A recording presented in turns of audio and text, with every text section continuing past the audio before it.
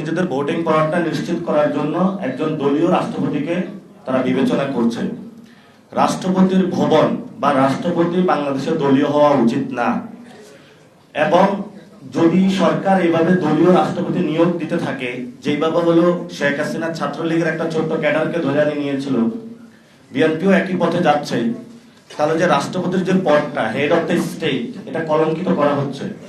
যদি এই কলঙ্কজনক অধ্যায় চলতে থাকে, আমরা একটা সময় দাবি তুলব যে রাষ্ট্রপতি হলো ডিরেক্ট ভোটিং এর মাধ্যমে হতে হবে। রাষ্ট্রপতি কোনো দলীয় ব্যক্তি হইতে পারবে না, রাষ্ট্রপতি কোনো পরিবারের হইতে পারবে না। আপনার সংবিধান যে সিস্টেম, সেটা অনুযায়ী রাষ্ট্রপতি নিয়োগটা পার্লামেন্টে যারা আছেন তারা নিয়োগ করবেন, কিন্তু রাষ্ট্রপতি হলো প্রধানমন্ত্রীর পরামর্শ নিয়ে চলবেন। এখন আমরা দুইটা বক্তব্য পেয়েছি। রাষ্ট্রপতির নিয়োগের ভার কে হবেন, স্থায়ী কমিটির একটা মিটিং বসলো, সেখানে আবার একজনের কাছে ন্যস্ত করা হলো। তাহলে পুরো বাংলাদেশের মধ্যে 18 কোটি মানুষের মধ্যে একজনের দায়িত্ব হলো রাষ্ট্রপতি হলো নিয়োগ দেওয়া। তাহলে পুরো যারা রাজনৈতিক ব্যক্তিবর্গ, পার্লামেন্ট, পুরা মানুষ, তাহলে তাদের কি প্রয়োজন? ফলত এটা আনডেমোক্রেটিক, এটা গণতান্ত্রিক কোনো প্রক্রিয়া না, এটাকে আমরা ধিক্কার জানাচ্ছি। দ্বিতীয়ত যে বিষয়টা আমাদের এখনো লড়াই, সেটা হলো সংস্কার। জুলাই সনদ বিএনপিকে বাস্তবায়ন করতে হবে। বিএনপি যতই কথা বলুক না কেন, এটা বাস্তবায়ন করব না, সেই পথ আমরা বিএনপিকে দিব না।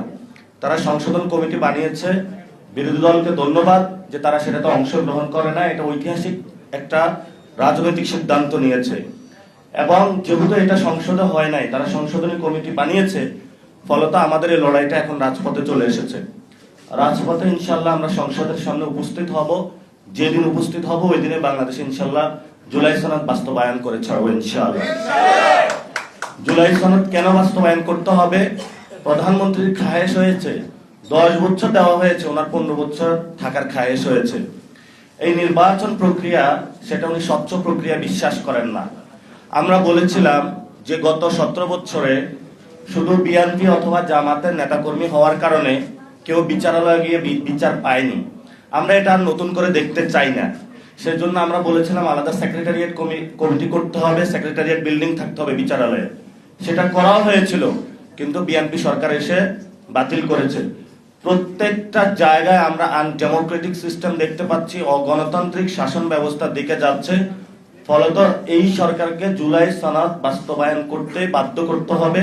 কারণ তারেক রহমান যিনি বলেছেন যে জনগণের ভোটে উনি নির্বাচিত হয়ে প্রধানমন্ত্রী হয়েছেন, এই ভোট একটা ভোট ছিল না, 2টা ভোটে হয়েছেন। ফলত একটা ভোট মানবেন, আরেকটা মানবেন না, এই সুবিধা আপনাকে অত দেওয়া হবে না। যেটা সত্যি বাংলাদেশের মানুষ ভোট দিয়েছে, আপনাকে ওটা মানতে হবে। যদি না মানেন, তাহলে যেই গতি জনগণের, সেই